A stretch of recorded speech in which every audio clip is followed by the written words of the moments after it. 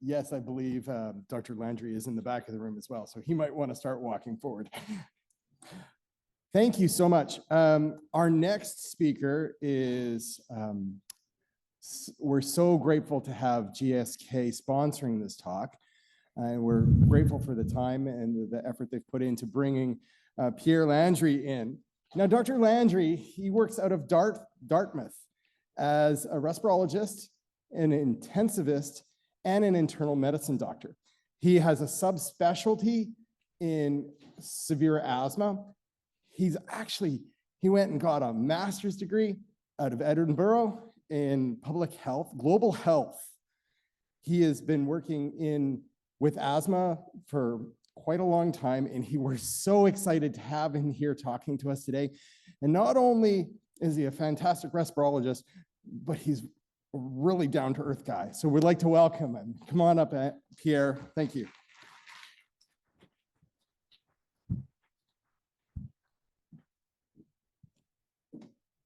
All righty. Well, thank you so much for having me. Hopefully everyone can hear me okay. You know, I am from Nova Scotia. I do have a bit of a Nova Scotian Cape Bretonese accent, and you know, so some people, hope everyone can understand me okay. When I get excited, I tend to talk a little quickly, but I'd like to thank you all for joining me today. I'm here to talk about herpes zoster, commonly known as shingles. You know, I'll trip up saying herpes zoster a few times and probably just refer to it as shingles for most of the talk, and how it applies to pulmonary conditions, because let's be honest, this isn't necessarily something that we all think about day to day when we think of our patients. As I mentioned, I've got, you know, a very large asthma, severe asthma, COPD population. In my practice, I think about pneumonia, I think of influenza, I think about COVID, I think about RSV, but now I also think about this. And a lot of times, you know, we are the point of healthcare contact for a lot of our patients, and they might not necessarily have a primary care provider. And we do kind of fill those roles for our patients too. So I do not work for GSK, but they are graciously sponsoring this event tonight. As you can tell, I do speak for a number of pharmaceutical companies. I do most of the CME in my area for respirology as well, so I speak for the university as well. All of the opinions here are my own. My slides are a mix of some GSK developed slides and my own slides as well. I will not claim to have the best, most put together slides that I make myself, so I do rely on some of theirs. These are our objectives for tonight. So we're hoping to identify risk factors for herpes zoster in our patients, determine who's eligible for vaccination, either due to an immunocompromised state or their underlying disease. We'll summarize some of the recent clinical data on the efficacy and safety of these immunizations, and also review their long-term persistence data. We'll discuss clinical decision-making, how it applies to us, what we do for patient counseling, and what are the available national recommendations applying to our patients, specifically COPD and asthma, because that's really who was researched. You know, not going to pretend that people with interstitial lung disease aren't at risk either, but the most data we have is from COPD and asthma, and we'll just summarize some best practices here. So, like I said, I'll admit, when I'm thinking of pulmonary infections, this historically has not been my go-to infection that I've thought about, right? Of course, in terms of exam questions, yes, there's always weird complications of pneumonitis and stuff like that, and I've seen it before, but it's really not common, right? You know, of course, we're thinking of a routine vaccination. So, of course, you know, this year, the newest CTS guidelines haven't come out to say which vaccines are recommended or not. They are outlined in GOLD guidance, but historically, influenza vaccines, pneumococcal vaccination, and of course, COVID vaccination got added in. But I think throughout the presentation, we'll see that tonight, you know, we'll see that herpes zoster vaccines are actually recommended. They are actually recommended in the GOLD guidelines for our patients with COPD and other pulmonary conditions. We'll also see that vaccine uptake is relatively low when we think about our recommended vaccines that we're all supposed to get after a certain age. I have some Canadian specific data that will see that probably, like most of us, probably myself included, aren't necessarily up to date on everything we're supposed to be up to date on. We'll review some factors that put patients with respiratory disease at increased risk, and just kind of encourage that every encounter, you know, every healthcare encounter for our patients is a really good opportunity to review vaccines, to encourage vaccination. And it's not just about encouraging one vaccination over another, but hopefully it's kind of the whole parcel of meal deal. And I often find that talking about vaccines in my clinic, patients will say, oh, I never had that one. Oh, should I get this one too? And I'm like, okay, well, here's your prescription for this. Here's your prescription for this. Go talk to your pharmacist and let's get them done. So what is shingles? Little brief primer, because again, we are here at a respiratory conference.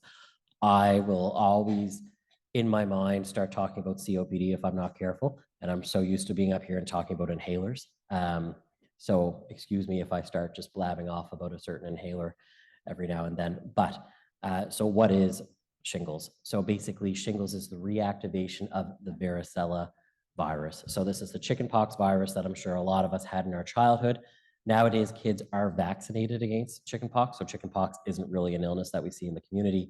I think the vast majority of us in this room have natural immunity from the chickenpox through infection. Almost 100% of adults over the age of 40, if blood tests are done, will have had a varicella infection at some point. Whether or not they actually recall having a clinical varicella infection, not everyone mounts that same immune response, doesn't mean that you don't have some natural immunity. You know, when we were children, most of us had it. You know, yes, it's uncomfortable, and yes, it's itchy, and yes, it's not fun, and then you end up rubbed down in calamine lotion and a baking soda bath, I think is what I got put in. But it's a self-limited illness. It goes away, kind of goes through your household and all your siblings, and then it leaves. Most of us, I'm sure, when we got tested before hospital rotations, had to ensure that we had varicella titers done, because obviously, say for a pregnant individual who has not had chickenpox before, being exposed to chickenpox, you know, is actually quite fatal, and it's a much more complicated infection in adulthood. Anyway, in most of us, this vaccine hides out somewhere in our nervous system, hides in the sensory ganglion nerve, hopefully not to be reawakened. But in 20% of people, it does get reactivated and causes herpes zoster infection, which is the shingles. So here on the right side of the screen, we have some pictures of kind of the average shingles, what it looks like. You know, certainly I do internal medicine too, so I see this quite a lot. It's actually quite a common cause of hospitalization, especially in older adults. But, you know, we see this kind of, you know, erythematous base with these pretty nasty vesicular lesions on top, acutely painful for patients, can be weeping, can get super infected with, you know, a bacterial, let's say a staph infection, and, you know, is really quite uncomfortable. It hides out in a dermatome, and so I'm not going to pretend to be an anatomist because my anatomy days are long behind me, and I'm certainly not a neuroanatomist, but a dermatome is just this, you know, nice little sliver of skin innervated by the sensory ganglion nerve, and that is where the herpes zoster lives, and that's why you see these nice demarcated rashes that kind of affect only one area, but it's so painful within that one area. Now, of course, this is all well and good in an immunocompetent host. I know most of us in any of our practices, a lot of our patients are immunocompromised, whether or not we realize it, right? So many people are on a variety of biologics or other disease modifying agents for systemic inflammatory diseases. They might have an underlying systemic inflammatory disease. Think ulcerative colitis, Crohn's, rheumatoid arthritis, lupus, etc. Not to mention in the respiratory world where we're finding so many people with connective tissue disease associated interstitial lung disease, right? And that's kind of the new field. And it seems like every time I send off a test, I'm finding a new autoantibody, especially with some of our new assays that are available. In these people, shingles infection can be awful. So it can be a very prolonged infection. It can be disseminated. It can be across multiple dermatomes. It can bleed. It can weep. It gets infected, and it tends to be more painful and last a lot longer. Of course, if you're immunocompromised, you're going to be sicker for a lot longer, and things are going to be a lot more painful. You're going to be at higher risk for complications such as post-herpetic neuralgia. So that's that really painful condition that lasts more than 3 months, really bad pain all along there. It's a neuropathic pain. A lot of times you might not see any marks or anything like that, but anyone that's had it knows that it's really awful. And of course, there are other more nasty complications that we'll see a little later, involvement of the CNS, et cetera, which can put patients at high risk, vision loss, hearing loss, et cetera.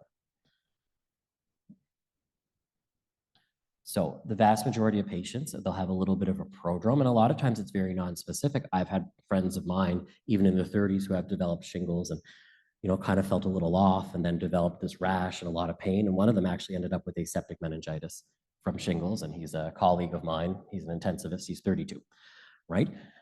Most patients will have a little bit of a headache, myalgia, fevers, just a little bit of a viral prodrome, and eventually will break out in this unilateral vesicular rash with tons of acute pain.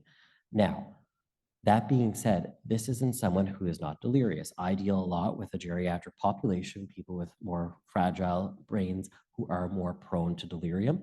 And a lot of times what we see is people will present delirious for no other reason, and you're examining them, and then all of a sudden you may lift the shirt and look at the belly and you see this huge rash across it, because this acute pain response can prompt any number of things in people, and especially someone who's more comorbid might not present in this classical way. So it's actually always something to keep on your differential, and I've seen it hospitalize patients for months. Eventually this goes away, the chronic phase starts. Now, some people, they have it, they get a rash, a few weeks later, it's gone, they're done. Yes, it was painful, but it's gone, and that's great. 5 to 30% of people can develop post-herpetic neuralgia or other complications, and these are people who are left with lingering pain, lingering discomfort, bad neuropathic pain, et cetera, which honestly, we are not great at treating neuropathic pain as a medical community. Our medications tend to have a lot of side effects, tend not to be overly successful, and really, we're not great at treating it. Some other complications, so you can get eye involvement, herpes zoster ophthalmicus, you can get ear involvement, Ramsay-Hunt syndrome, or herpes zoster oticus, just depending on whichever nerve it picks. That friend of mine got aseptic meningitis. You can get scarring of your skin. You can get lingering pain. You can get a nasty staph infection on top of it that, in someone who's very frail and otherwise immunocompromised could actually be quite serious.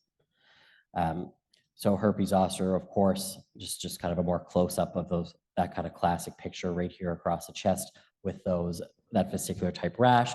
Post-herpetic neuralgia does have a definition, of course, so it's pain lasting more than 90 days after the initial onset of the rash.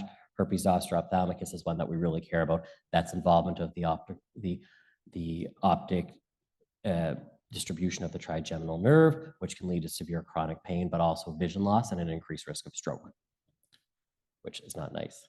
So people rate the shingles pain as really bad. I'm fortunate, I never had it. And let's be honest, I physically can't have a lot of these things on this list, like an abdominal hysterectomy or labor pain, but it does rank up there a lot for people. It is really painful for a lot of people. And you see that it's not just in the acute phase, but this chronic pain condition, this post-herpetic neuralgia, can be quite debilitating to a lot of our patients. And it's not really just a rash. So of course it can affect your sleep, your quality of life. For those working, they might have to take time off work. For those severely affected by post-herpetic neuralgia, they might be off work permanently, right? The other thing that we see, and maybe I'm biased because I do work in Atlantic Canada, where we do have a predominantly geriatric population, and we do have a lot of frailty, a lot of comorbid illness, is that we see a lot of people end up in hospital, lose functional dependence, even for a little while. And as we know, when our patients end up in hospital for a long time, people get deconditioned, and a lot of times they just don't spring back to where they were before. So if this is something we can prevent for our patients, I think it's an overall good thing. So post-herpetic neuralgia is by far the most common complication in people. Again, these are just some patient testimonials. So ACIP, that's the American College of Immunization. So basically this is during their testimonials, patients that, feel so bad with their pain. And as we see, it's not just that first month, the first 6 months, but pain and other effects can linger. And even after a year, some patients can still be affected, and some patients might not be.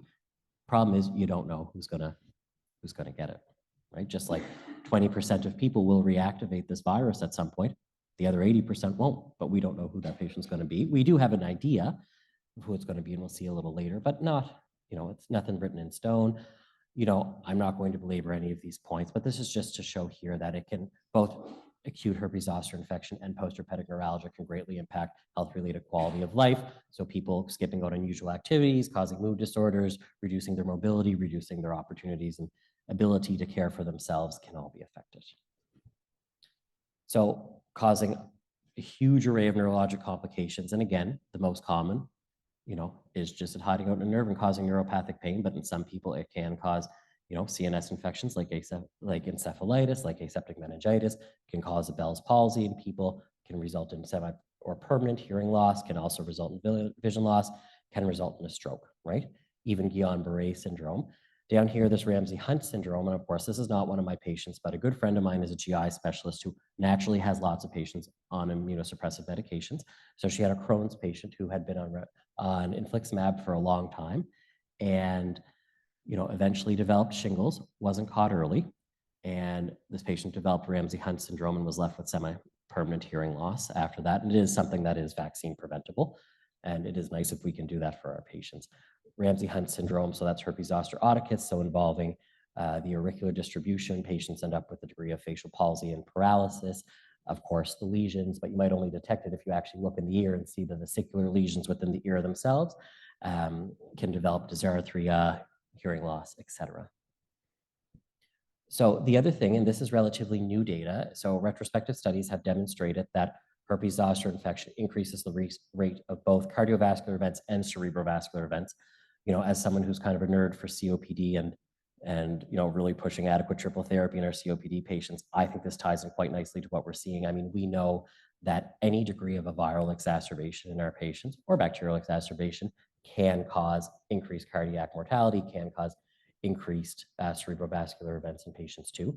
And this just shows it's another viral exacerbation of something that can cause systemic inflammation and eventually result in cardiovascular and cerebrovascular mortality. So up to 3 months, so a 31% increased risk in cardiovascular disease, and for cerebrovascular disease, up to 34% increased risk. Now, after 3 months, that cardiovascular risk tapers off, but the cerebrovascular risk of stroke does remain elevated at 1 year post-herpes zoster infection. And that's just not with zoster ophthalmicus, where it ends up in the eye. That's any degree of herpes zoster infection. Now, I think a lot of this is what we're seeing is because a lot of the patients that are getting this are older individuals who are more comorbid, are more likely to have other illnesses, right? Again, this was essentially unheard of in younger people. We see now this pink line is Canada. Really, things, people in their 20s can get it, people in their 30s can get it. After 45, this really takes off. And of course, the people at most risk are going to be in their 70s and 80s. But I have numerous friends and colleagues that have gotten shingles, and not immunocompromised people either. Most people that are going to develop post-herpetic neuralgia and other complications tend to be in the 70 to 80 age range. So there is an age-related decline in immunity. I'm sure that's not a surprise to anyone. The immune system does not work as well as we age. There are several reasons of that. There's immunosenescence. There's lack of immune response and effective immune response as we get older. People do just tend to lose the ability to either mount an immune response to an active infection, or when the body's under attack, it just doesn't work as well. And also tend to lose the ability to mount an adequate vaccine response, or if they've previously been vaccinated, lose the ability to kind of stimulate that response again. So when we're younger, we catch varicella, the chicken pox, or we're vaccinated against it in the case of younger folks nowadays. You get that first initial spike of immunity. You get these little exposures all throughout your life that maintain a steady rate of immune response, but in a while, that will taper off. Now, if you're immunocompromised, so whether or not you end up with an autoimmune condition, whether or not you end up on a drug that suppresses your immune system artificially, you can lose that response earlier. And then, of course, your body just doesn't work as well with age in terms of your immune response. And eventually that puts you at your much increased risk of herpes zoster infection, and honestly, pretty much anything else. The lifetime risk of shingles in Canada is somewhere around 28%, unless you're over 80, and then 50% of all people will get it over the age of 80. So if you live that long, you are much more likely to get it. And I think we say it's quite common. I know a lot of patients that have had it, a lot of patients who say, oh, my husband just had this, and then I got it a few months later. And, so we hear it quite a lot. This again here just shows that, when we're babies, our immune system relies inherently on the mother's immune system. Then we build ours over time. And again, it starts to wane later in life and makes us more susceptible to any type of infectious disease. So Shingrix is the name of the vaccine. It's currently the only vaccine available for shingles in Canada. Historically, there were 2. The first vaccine is no longer on the market because it was not as effective as this one. It's an adjuvanted vaccine. And so basically, in order to get around the fact that immunity wanes over time in the body, that your body's not as able to generate an immune response, there are a few different kind of tricks, scientific methods that can be used to generate a better immune response. So the first would be a high-dose vaccine. So a high dose of the antigen. I think we're seeing that all with the rollout of high-dose flu shots this year. In Nova Scotia, where I work, they've actually rolled it out to anyone over 65 this year. That's just to generate a more robust immune response. The other would be to use an adjuvant. So in Shingrix, as well as Arexvy, which is a new vaccine for RSV, respiratory syncytial virus, it's an adjuvant to help just stimulate that body's immune response, get a much stronger initial degree of response, and maintain that response later in the course of life, and up to 10 years in the case of Shingrix. Now, there is another method too, an intradermal vaccine. This is not something that we see commonly. When I was a medical student, I got a $5 Tim Hortons gift card to participate in a vaccine trial where they made us all inject ourselves with an intradermal flu shot.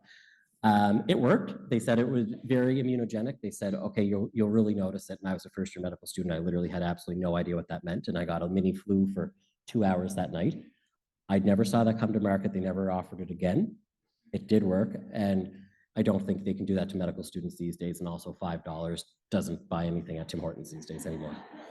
But so the most common ways to bypass, the aging immune system and immunosenescence and try to stimulate this vaccine response would be your adjuvant and would be a high dose vaccine. So this is adjuvanted. Now, basically, all I'm going to point out, it's given in 2 doses. It's indicated for all adults over 50 who don't have a contraindication. The main contraindication would be an allergy to the vaccine. It is safe in immunocompromised individuals and in fact has been studied in them and is recommended. Not right now by NACI because they haven't issued a formal recommendation, but by the Quebec Vaccines Agency and also the American agencies. It's given as 2 doses. They're intramuscular doses, so they're given 1 shot, and then somewhere between 2 to 6 months later, your 2nd shot. In Nova Scotia, they can be administered at the pharmacy. I believe that's the case in most pharmacies in Canada. They can also be given, of course, in offices, but we're not as likely to have them in our fridges in the office.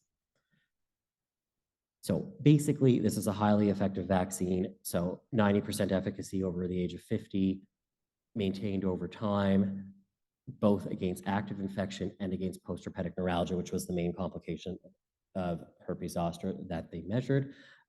Again, we're seeing kind of 91%, 89% efficacy rates, even in older adults over the age of 70.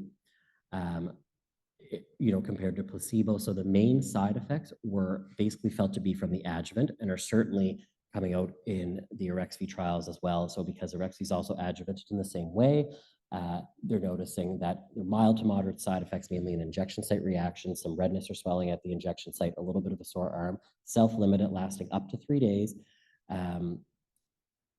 All of the rates of severe adverse events were the same as in the placebo group.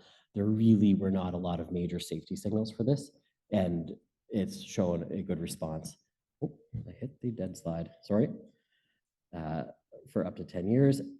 Most people made it back for their 2nd shot, so 94% of people actually came back for their 2nd shot in the trials, which was good. So it meant that obviously, it wasn't that bad that people opted not to get the 2nd. Now, this vaccine's been on the market for over 10 years now. They do have 10-year efficacy data. Basically, they've shown that even up to 10 years post, it's maintaining vaccine efficacy against herpes zoster infection by 89% at 10 years.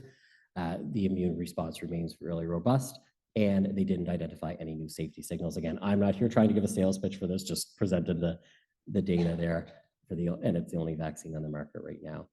So in everyone in Canada, basically NACI is recommending if it's not contraindicated in you, and you're over the age of 50, that you should get this 2-dose series. Now, even if you've had the previous LZV, so that's a live zoster vaccine, so Zostavax was a live vaccine that was previously given, that efficacy has tended to wane after about 3 or 4 years. Those people are also eligible and recommended to be revaccinated because that vaccine has not remained efficacious. Also, if you've had shingles, I had a guy in my office said, well, I already had shingles 3 times. Why do I need a vaccine? And I was like, well, 3 times is a lot of times to have shingles, and I can't imagine it's fun. As you know, I'm pretty casual with my patients, so he wasn't too sold on it, but his wife took it. Basically, they recommend waiting a year after shingles, waiting a year after Zostavax, but again, Zostavax is quite uncommon these days, so most people have waited more than a year. NACI has not yet issued a formal recommendation on immunocompromised patients between the ages of 18 and 49, but many other organizations have. I know a lot of my friends who have a lot of really immunosuppressed individuals, so rheumatologists, gastroenterologists, et cetera, are vaccinating their patients because it can be quite nasty. This basically here just shows that there are so many things that can put people at high risk for shingles and its complications. So looking at here, the main one I care about is COPD, obviously, right? Up to 40%, 41% increased risk with COPD. Immunocompromised individuals, twice the risk. In people with lupus, 1.7 times the risk for people on biologics. Obviously depends on the type of biologic you're on. People with cancer at twice the increased risk. Cardiovascular disease, diabetes. I would say the vast majority of my patients have all or most of these comorbidities and not just COPD.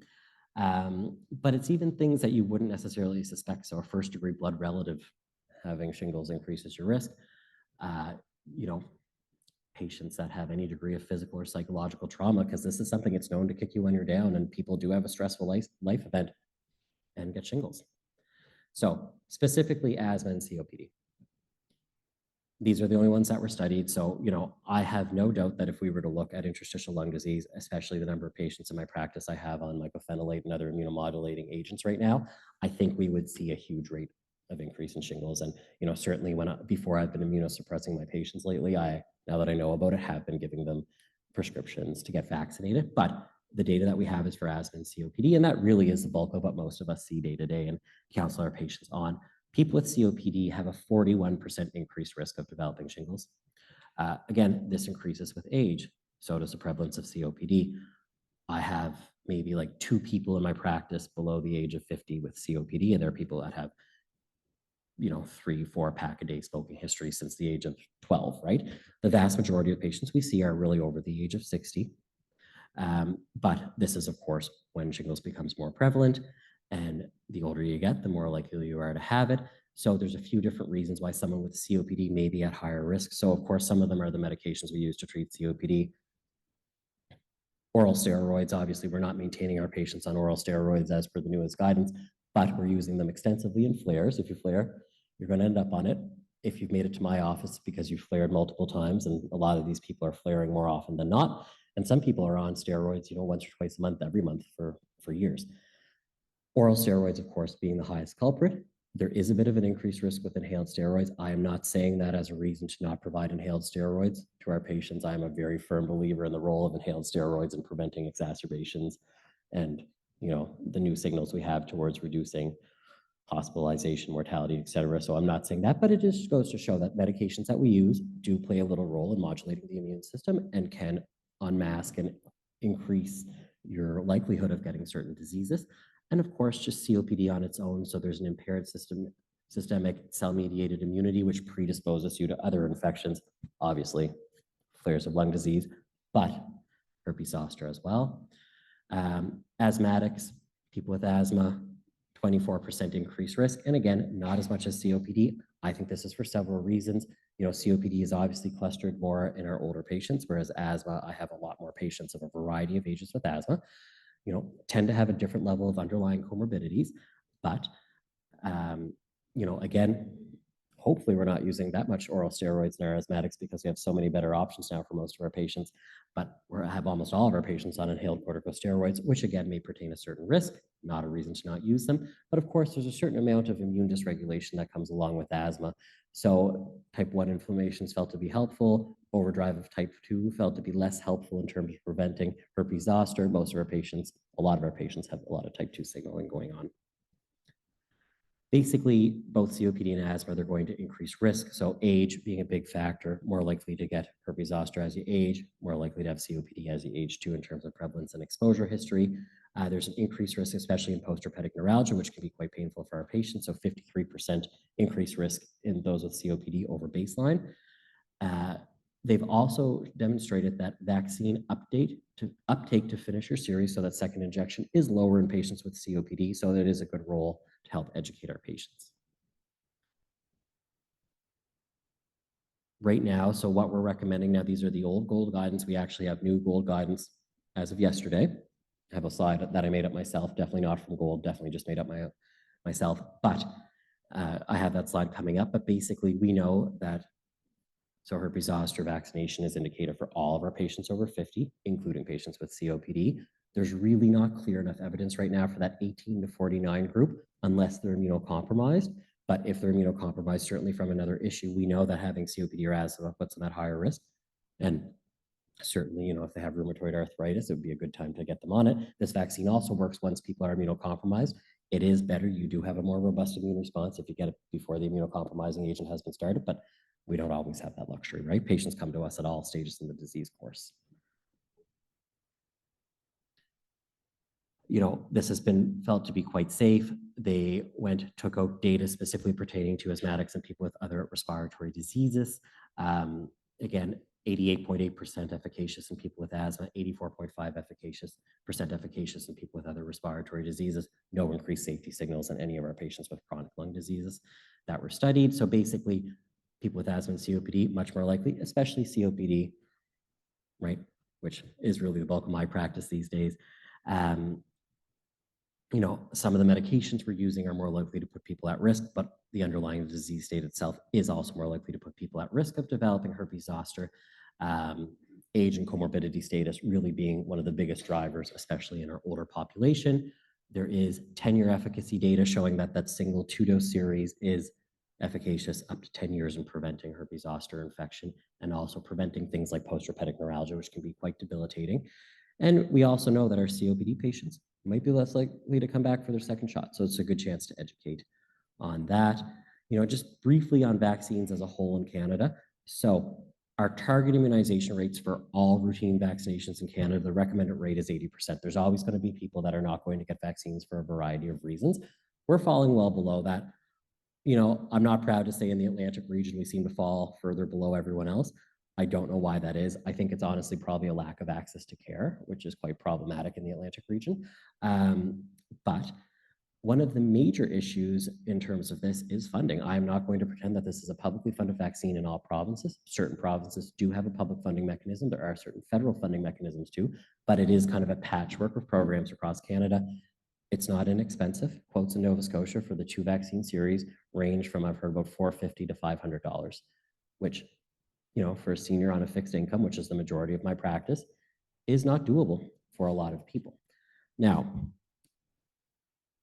most patients think they're up to date on their vaccines. If you just ask people, what I found in practice, if I ask patients, hey, are you up to date on your vaccines? Yep, got them all. Okay, which ones do you have? Do you have your flu shot? No. How many COVID shots do you have? Oh, I don't know, right? Do you have your pneumococcal vaccine? Maybe, right? And so it depends how you ask the question, right? Only 3% of Canadians are actually truly up to date on their vaccines. 88% of people think they are. Right? I mean, I'm not surprised. But something that we run into a lot as physicians, and I know especially where I work, because I do work in a very under-resourced area, is a lot of times sometimes we'll avoid talking with our patients about things that we think they can't afford, right? If I'm going to recommend, a 500, actually one of my patients said the other day they got quoted $600 for a Shingrix vaccination. A lot of times they'll say, well, I don't think they can afford that. I might not necessarily bring it up, right? But for a lot of patients, when they sampled them, their barrier was that no healthcare provider had actually brought up the vaccine to them in the first place, because I have been surprised, right? I have had people that say, okay, well, no, actually, I'm going to get that for Christmas, or I'm going to ask my son for that, for my birthday. Or a lot of people might actually readdress their spending because they might say, oh yeah, like my sister had shingles and it was really bad and she ended up in the hospital. And that happens, right? And so it's still important to bring it up with patients. And I'm very upfront. I say, it costs this, right? Because I really think that's providing like an actual service to your patients, because the number of people I have, and I know in British Columbia, there's similar struggles getting people on inhaled therapy. From what I hear from some of my colleagues nationally on, public formulary, a lot of our patients can't even afford their inhalers, right?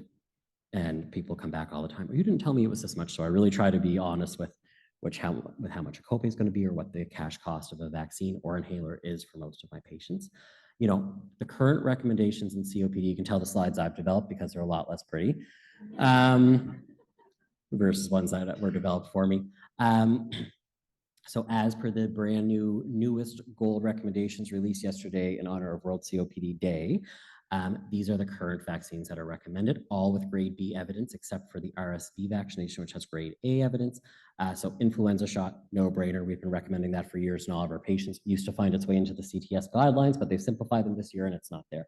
COVID vaccinations, as per local policies, is what they say, because different jurisdictions are going to have different ones recommended. I find it hard in Nova Scotia to sort out who should get what, and luckily we have a vaccine pharmacist hotline that we can call and that can help sort that out for our patients. Pneumococcal vaccination, so they are recommending Prevnar 20 or Prevnar 15 with Pneumovax 23. In Nova Scotia, we have Pneumovax, and then we have Prevnar 13. Prevnar 13 is not routinely covered for my patients, and only Pneumovax is covered.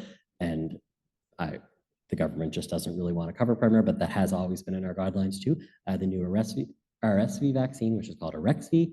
Tdap, tetanus, diphtheria, pertussis. Again, not something I think about, but has made its way into these guidelines, which makes sense because, if you stub your toe on a rusty nail And you go in, they'll say, when was your last tetanus shot? If it was over 10 years, you need a booster. Well, why should that be any different for pertussis? And so it is actually recommended to update this in patients so that they have their pertussis up to date and they don't catch Bordetella pertussis. And Zoster, so herpes zoster vaccine is recommended as well for people over the age of 50. So this is something that likes to kick you when you're down. So not only is this painful, it can increase your cardiovascular complications, it can increase your risk of a cerebrovascular incident. A lot of times we don't realize that. I mean, we look at it, we say, okay, that's a really nasty rash. Okay, I'll admit you for some pain control and help you get back on your feet. But we don't realize that all of this stuff can be cumulative in people. I think now we're realizing that a lot more in the COPD world with our new data for triple therapy and COPD. And I think that's pretty impressive. The other thing is COVID infection is tied to 15% increased risk in herpes zoster as well. So again, you're sick from COVID, you're more likely to get sick with this. I get this all the time. I've already had shingles. Do I need it? So it is recommended to vaccinate 1 year after the acute infection. There's lots of different recommendations depending on what country you're in regarding this.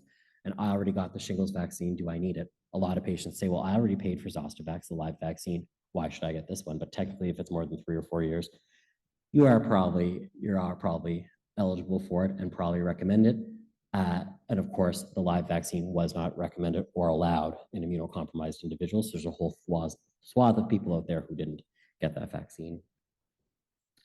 So who's eligible? Everyone over 50, immunocompromised / high-risk patients over the age of 18, safe to immunocompromised people as it's not a live vaccine, adjuvanted to give an extra boost for those who lose their immunity over time and for those who might not be able to generate that immune response naturally. And it is guideline recommended in COPD. So I really feel any opportunity that we have to talk about vaccines with our patients is really important. I'm always surprised by the number of people who don't have their flu shots and their pneumavax, let alone any of these other vaccines. Where I work, primary care is very limited. We really don't have many primary care providers. A lot of patients have been without one for a long time. Many patients have not had any of the recommended vaccines in a long time. I'm fortunate enough to work in a clinic where I actually have a vaccine fridge because of the family doctors in my clinic, where I have publicly funded vaccines. So I do routinely give pneumococcal vaccination and influenza vaccines in my clinic. I just like giving needles, apparently. And we're also quite lucky in Nova Scotia that pharmacists have a very wide prescription writing ability and can vaccinate people and actually provide prescriptions for all of these vaccines. What I find is patients are really waiting on our recommendations to talk about vaccines. Some patients do come in my office, ask about vaccines or leave messages with my admin. The vast majority of patients might not bring it up until we bring it up. And what I find is you start talking about one, then I say, oh, have you had this? Have you had this? Have you had this? Have you had this? No.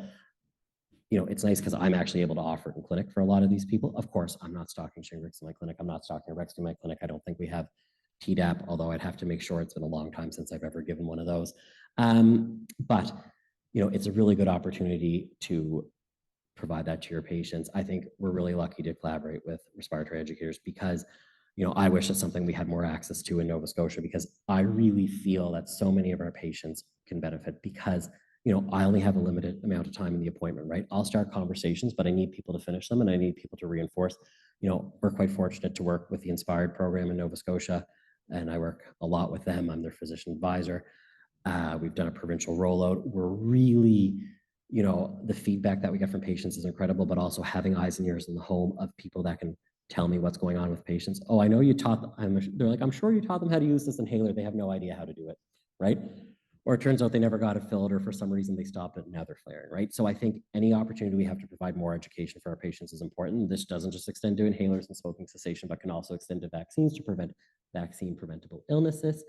And the nice thing is in many provinces, vaccine prescription administration can happen at the pharmacy level, which increases our access to for patients, because a lot of our patients might not have access otherwise. Anyway, I am almost out of time. I talk a lot. I'm sorry. I'm happy to take questions at any point. Also happy to take questions about inhalers.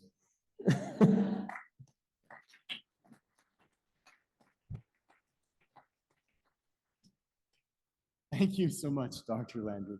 Oh, we already have some questions. Yeah.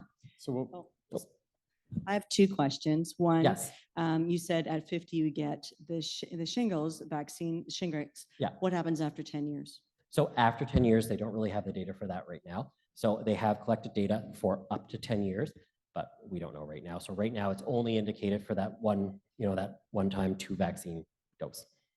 And my second question is, with regards to all the vaccination recommendations, in what order would you do which vaccine? So They have studied a lot of these vaccines extensively with co-administration. So, specifically with this, they have studied it with co-administration of multiple vaccines. So flu shots and pneumococcal vaccines being the biggest two. It has been proven to be safe. The strategy for vaccinating kind of depends on the individual patient, and it kind of depends, how likely you think the patient's going to come back for a second dose, right? Do you rather give multiple vaccines on the same day in different arms, of course, because that can run the risk of it being more immunogenic. Now, certainly a lot of people would choose to not give COVID and this, Shingrix vaccine on the same day because, we know the COVID vaccines with the mRNA have been very immunogenic. We know that this is very immunogenic. And so patients are more likely to have a side effect and say, okay, it made me sick, I'm not getting it. But sometimes it depends on how likely it is to get your patient back. A lot of times when I do influenza vaccine and pneumococcal vaccine, I do those on the same day because they're quite safe, they're quite benign. And I know that I have them in my office and they're kind of a captive audience for the two biggest ones that affect my COPD patients and two that are publicly covered. Great. Thank you very much. You're very welcome.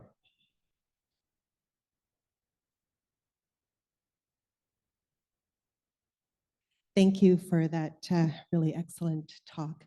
I just want to share a patient story. We talk about in COPD quality standards of care and the essential of patient and caregiver education as part of disease management, and not related to COPD, but related to cancer.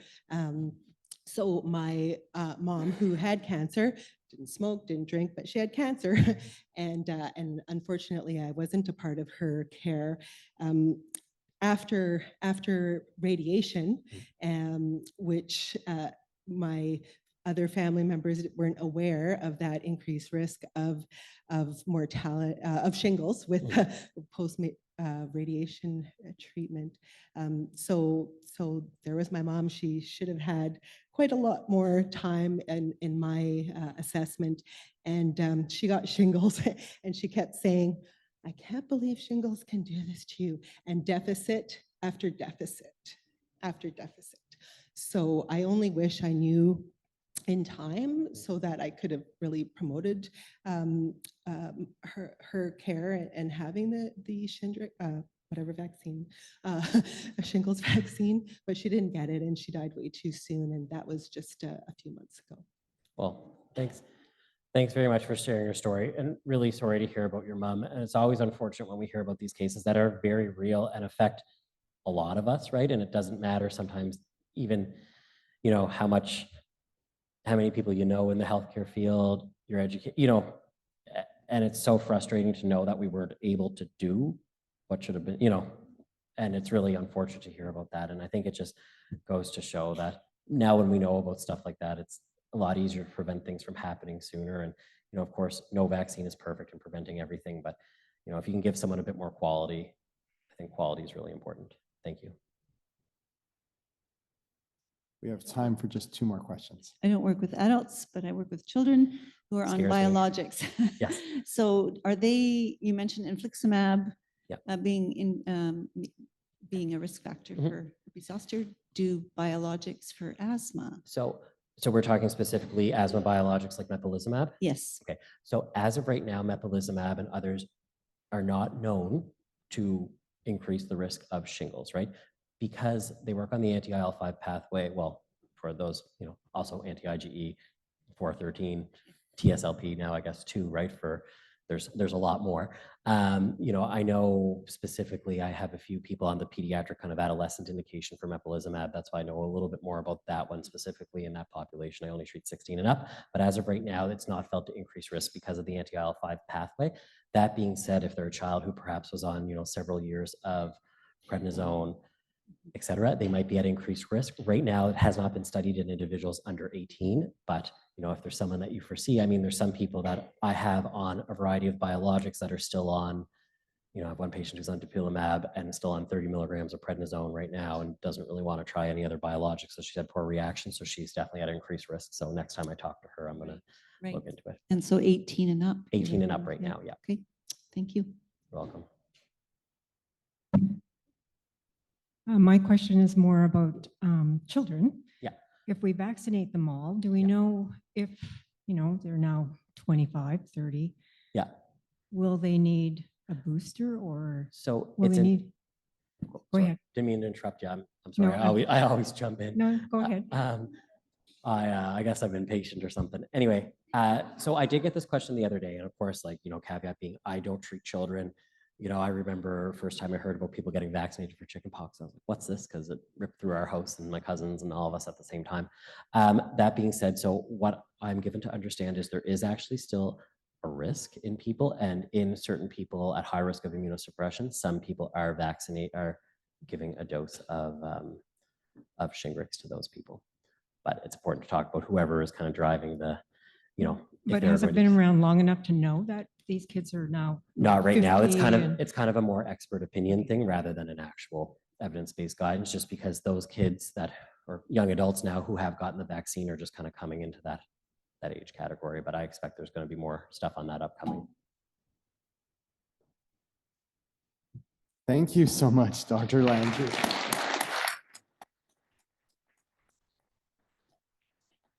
We so appreciate it. And when it comes to something that is so important for our patients, it's so nice to have something that we don't normally talk about or haven't typically talked about in the past. We'd like to thank GSK for sponsoring this talk, and we'd absolutely like to thank Dr. Landry for coming.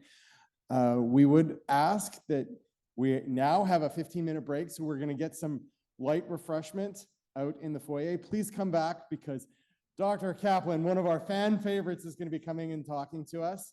So please come back. We take 15 minutes and then we'll come back and conclude the evening. Thank you.